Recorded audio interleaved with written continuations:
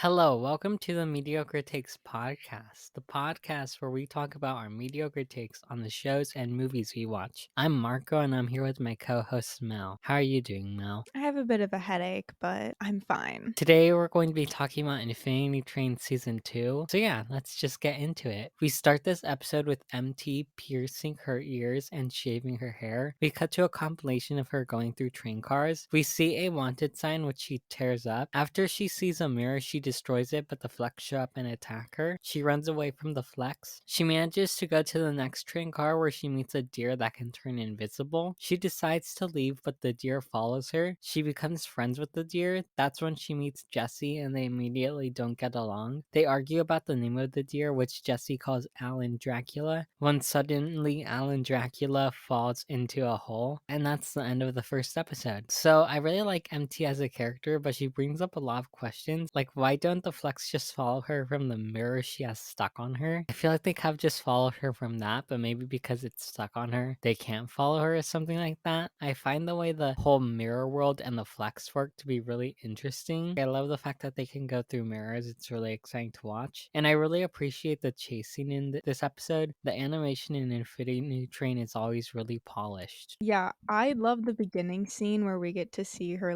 transform and create her own style. I also loved the chase scene. I thought it was really cool how they were using all types of reflective surfaces to get to her. And I love how edgy MT is and how we get to understand her feelings on being an individual and being able to make your own decisions through her argument with the deer and Jesse. I forgot what she says, but she's like the deer can do its own thing or something like that. Yeah, yeah, and it's pretty obvious that, she's saying how she feels through the deer. Also, I wish I could have an emotional support deer with superpowers. Alright, so episode 2, they find out they're on top of a giant tree. They meet a family tree. Like, the tree that they're on is actually a family tree on tree. So there are two families. One of them is the Trundleshank, and the other family are fighting over the fact that someone got married to the other family. And Jessie tries to stop the fighting, but only makes things worse. MT explains that she had a friend named Tulip and how they did everything together, but MT didn't want to do everything with her anymore.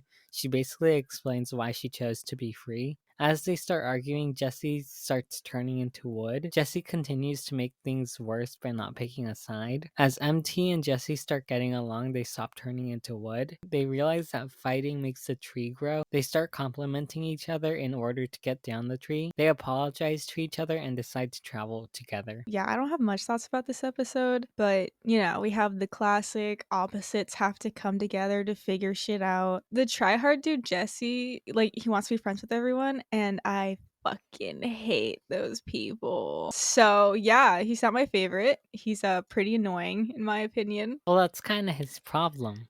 I know, I know. I still hate him though. I love how unique the train cars are. I've said this many times before during the pilot and during season 1, but they managed to make every train car unique and interesting every single time. It's really cool how the plants grow based on arguing. I like how Jesse's problem of wanting to be liked by everyone shows up at the very beginning of the show. I like how when I look at you, I see me, the song that Jesse sings is mentioned in this episode because it shows up in the 3rd season of Infinity Train and it's great. Alright, so episode 3. MT tells Jesse that in order to get his number down, he needs to listen to her and he needs to grow as a person. Jesse and MT meet Marcel, who tells Jesse that he needs to finish the map in order to leave the train car. MT tries to make Jesse grow as a person by forcing it doesn't make the number go down, and in fact, it just makes Jesse's number go up. We learned that Jesse joined the swim team and that he was forced to do the butterfly, which is a swim move that he didn't want to do, but he did it in order to help the team, and that he wasn't able to go to state because too many people qualified. They realize Marcel is trying to trap them in the train car. They complete the map by drawing on a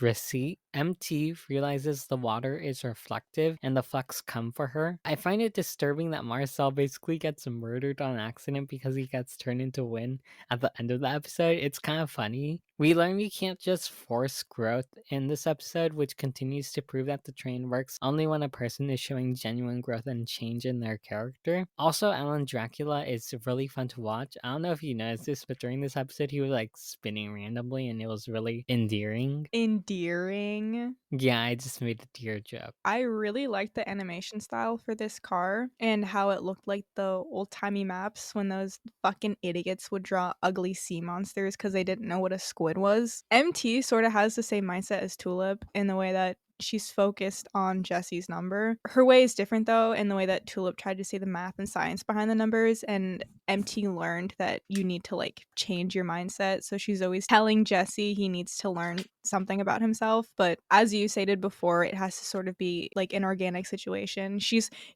being factual the same way that Tulip was, where she was like, no, you just need to like do this and then it'll work. So there were two different animation styles for this in the beginning, and then like when the world changed after they finished the map. I also liked the second animation style because it's basically the same sort of painted look we see in the first season. Episode 4. MT and Jesse run away from the Flex. MT and Jesse start arguing when suddenly a toad says, please don't kick me, because the only way to get out of the train car is by kicking the toad. Jesse realizes if he kicks the toad, his number goes up, but when he stops to think about kicking the toad, the number stays at 29. The Flex try to get Jesse to turn MT in, but MT destroys the phone before that can happen because the phone was reflective. MT explains that she is a criminal and that she's a reflection of Tulip, and the Flex have been chasing her ever since. They kick the toad, but Jesse takes the toad with them, so the Flex gets stuck in the train car. Jesse's number goes down to 14. Again, the train cars in this show are really creative, and I love how they manage to keep it fresh each time. We learn exactly why Jesse is on the train. He wants to be liked by everyone, so he doesn't know when to say no and stand his own ground.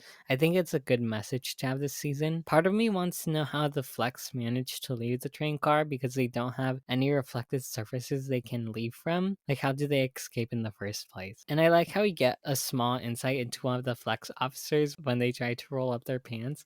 It's funny how we get this like tiny insight of him being like, no, that's stupid, into a character when there's so much serious stuff going on. Yeah, I know for a fact that I have an unpopular opinion by saying that I hate Jez. I don't know, dude. He's such a goody two-shoe pushover, and it's so annoying. And I get that's what he's trying to work on in this car, but I hate him.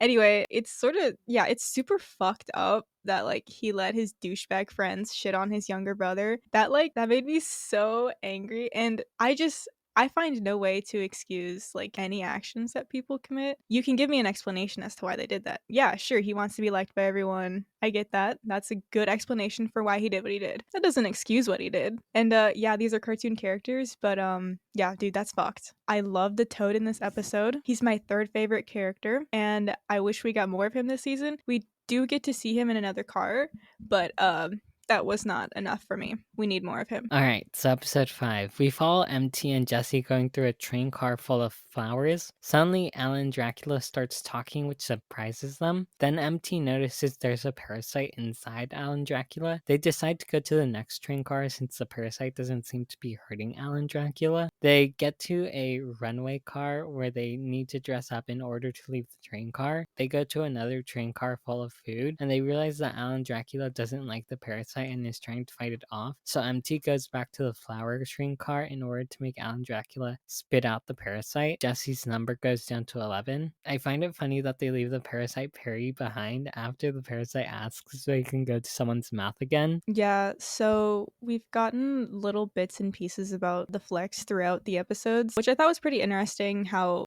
the reflections like do become Flex. This episode this episode was a bit disturbing to me. I don't like the idea of a parasite controlling something. It gave me the ickies. The hoof becoming a hand was literally nauseating. I love the runway car, and I love the amateur drag from Jesse and MT because that is what it was. It was a drag show. The deer was disgusting. I will say this though, I'm getting their names wrong. Like the parasite getting Jesse's and MT's names for some reason was just so funny to me. And they should have stomped on the parasite, honestly. They should have smashed that thing into the ground until it was but a green crease. Like, it deserved it. I like how when MT was going back to get the flower, she did like the little pose again. I mean, is she trying to tell us something or something? I don't know. We follow MT and Jesse going through a train car with some sort of carnival. We meet the cat once again running the prize booth. The cat tells them that the only way to leave the train car is by gaining 1,000 points and that they have a competitor. We also meet Randall again, who tells MT that people with a number get preferential treatment because they have a better need to get out of the train car. Jesse tells MT he wants to leave together and his number goes down. And by leave, I think he meant like leave the train together, not just the train car. Jesse and MT won, but they need to get Alan Dracula, so the mystery contender ends up taking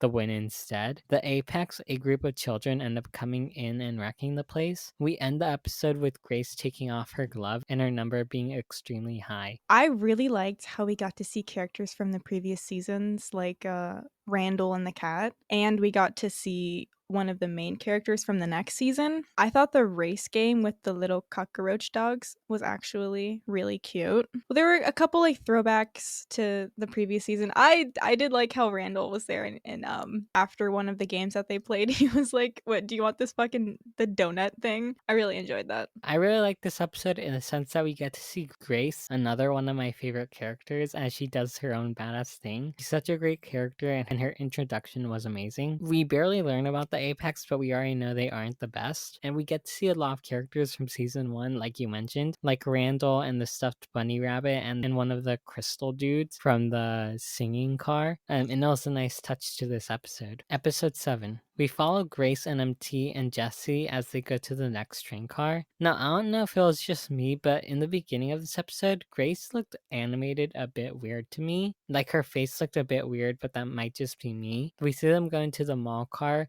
which is taken over by Apex, and we also meet Simon, Grace's second in command. Grace tells Jesse that he's been doing everything wrong, and having your number go up means you're doing well. Instead of your number going down, it means you're doing well. Grace and Simon tell them that 1-1 is a false conductor. Jesse and MT decide to split ways. Grace tells Jesse that MT is different from them in the sense that she doesn't have a number. She's a null and not even a number. Simon tells MT to leave before Jesse gets back. They try to wheel MT before Jesse arrives, but Jesse catches on to them. The Flex come after Jesse and MT. Jesse's number goes to 0. They try to leave, but only Jesse is able to leave. I really like how twisted the Apex is, and they don't even see people without numbers as people. It's a really interesting concept that helps MT's fight to be a person. It's kind of messed up that they basically said they were going to kill MT. Like, I don't know if you noticed that, but that's what they were going to do. It just shows how they don't see MT as human. And I really liked the interesting train car we see with the yellow cubes and the weird creature there. First things first, Simon's a little bitch. I think it's cool that we get to see Jesse's number fluctuate whenever he's trying to appease everyone around him and be the peacemaker. This whole Apex group made me angry. I almost couldn't finish this episode because the manipulation and the brainwashing was fucking crazy. And I know it's because I have a history with manipulative people. The third book is literally about this group, and I don't know how I'm going to get through it or if I am, but we'll see. MT runs away from the Flex. One of the Flex members is cut in half by one of the wheels because the train car was moving. MT and the Flex officer are off the train, and MT walks away from the train. MT calls the Flex officer a coward because he was too afraid to start over a new life as a new reflection. MT tries to leave the train but isn't able to. The cockroach monsters start following her, and they talk about the fact that MT doesn't have a number and that she'll never be seen as a passenger. The Flex officer asks what would happen if she ever got off the train. MT explains that she's her own person. The Flex officer tells MT that she's stuck on the train, and in a way, it's just like she's in another mirror. She decides that she's going to make the train give her a number, and MT ends up murdering the Flex officer. Then she waits for a pod to take her to the front of the train. This episode was like really hardcore. I love the fact that she killed the flex officer. He got what he deserved. It left me feeling like this show could be really something special. I would have never expected them to kill off a character in that way, but it was really cool to watch. This is where we start to see the theme of MT wanting to be seen as an actual person and her fight to be seen as a person, and I love it. And I can't help but wonder what she would do if she got off the train. Like, she hasn't planned things out, which worries me because she can't just leave the train without having a plan. And I also love Alan Dracula because he turns into a float. Yeah, I mean, this whole episode was set up for maximum angst. It seems like it was meant to test MT, like her mental fortitude, and have the flex guy be, that little voice in all of our heads that are like, I don't know, can you really do it? Like, do you really think you are that? Do you think you can achieve that? Do you even believe that you can be that?